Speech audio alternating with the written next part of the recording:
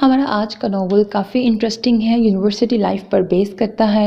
Hero और heroine दोनों same university में पढ़ते हैं। हीरो उसका सीनियर है 1 साल और हीरोइन जूनियर है ऑब्वियसली। और फिर ये लोग नेबर्स भी होते हैं।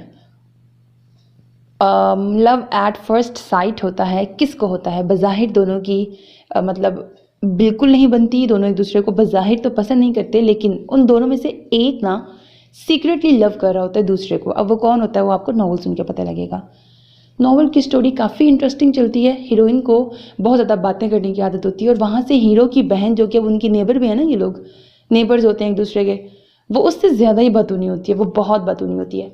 तो एक बार ना वो हीरो की नेचर के हवाले से ना हीरोइन को बताती है कि वो ऐसा है कि वो जिस चीज़ पे गौर नहीं कर रहा होता ना, वो एक्चुअली में उसी चीज़ पे गौर कर रहा होता है। और जिस चीज़ को हमें ऐसा लगता है कि वो अहमियत नहीं दे रहा, एक्चुअली में वही चीज़ सबसे ज़रूरी होती है उसके लिए। कुछ ऐसी वाली बात करती है। तो इसका खुलासा बाद में जाके हीरोइन को होता है कि हाँ, उसकी बहन उसको वाकई बहुत अच्छी तरह जानती होती है, अपने भाई को। खैर, लड़का जो है वो साथ बहुत जीनियस होता है, पढ़ाई में बहुत ब्रिलियंट होता है और CSS का इम्तिहान भी देता है और उसको अच्छे नंबरों से क्लियर करके अच्छी पोस्ट पे भी लगता है।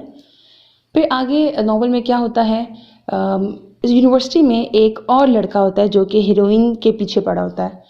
फिर आगे क्या होगा ये नॉवल सुन के आपको पता लगेगा। ऑफ कोर्स नॉवल की हैप्पी एंडिंग है और उम्मीद है कि आपको बहुत पसंद आएगा। इस्लामी टच भी है नॉवल में, पर्दे वगैरह का भी जिक्र है।